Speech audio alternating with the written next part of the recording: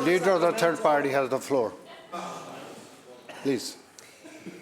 Thank you, Honourable Speaker. And I hear the opposition talk about actions, solutions and ideas, and I think about over 2 years ago when we brought the proposal to bring psychologists into MSP and incorporate them into primary care, and how much that would have helped to meet the needs of people over the last 2 years if it had happened. Free prescription contraception, biodiversity legislation, an end to old-growth logging, the renter's rebate, a medical school at SFU, meeting our climate change accountability targets, stopping Site C, affordable housing, police reform, pay equity, community health centres, a review of fracking. These are just some of this government's promises made in election after election, promises made by the Premier, by the ministers, by backbenchers, promises made to the public and not delivered on. After nearly 6 years, I think the members opposite need to ask themselves what they stand for. They called a snap election, they got the majority they wanted so badly, they have all this power, and they're not demonstrating the courage to deliver. They should look to the 3 years that Dave Barrett was in power for an example of courageous leadership. Through you, Honourable Speaker, to the Premier. After so many broken promises, why should British Columbians trust this government? Minister of Public Safety and Solicitor General. Thank you, Honourable Speaker, and I thank the member for her question. Because this government has done absolutely amazing work over the last 5 years.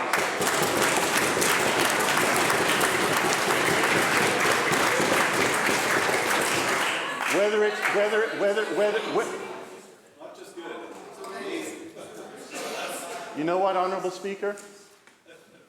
For a young family, young parents with young children who want to have childcare and cheaper childcare, more affordable childcare than ever existed under when they were on that side of the House, Honourable Speaker.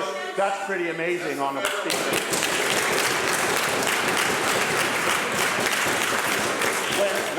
When people were concerned about MSP premiums, Honourable Speaker, and how much they impacted the family budget and doing away with those, that's pretty amazing, Honourable Speaker.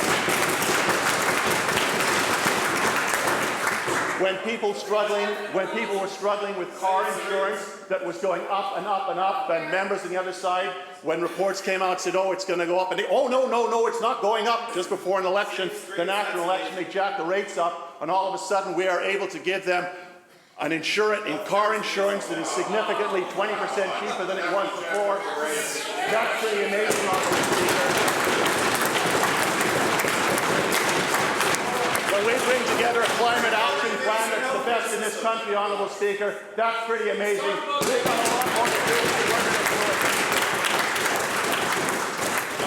do. Leader of third party supplemental. Please continue. Thank you, Honourable Speaker. When this government was in opposition, they used to rave about the need for more honesty and transparency. Now this legislature is shrouded in secrecy. This government says one thing and does another, and in compromising the trust of the public, they are perilously close to disavowing democracy itself. They have passed restrictive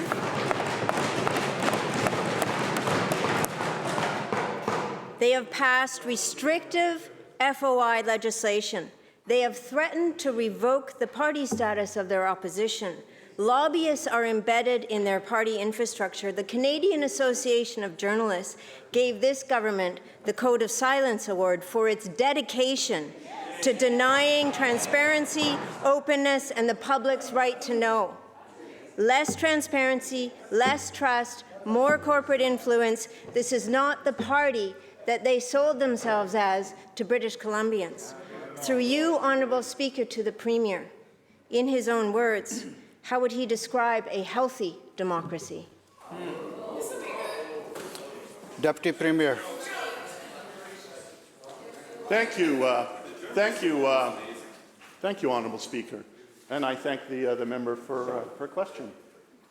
A healthy democracy recognizes the injustice that was done when they took office in 2001 and refused to recognize two people. They were so scared of two people, Honourable Speaker, when they had 77 seats, they would not even recognize them as official.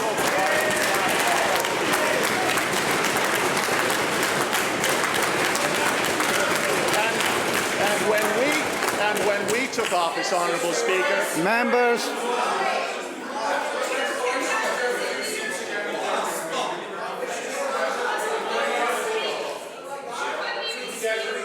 Members.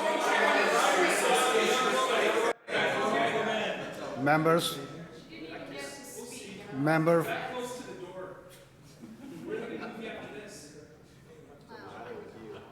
Is member for Surrey White Rock asking a question? Take your time. Please. Thank you, Speaker. And when we took office in 2017, we corrected that.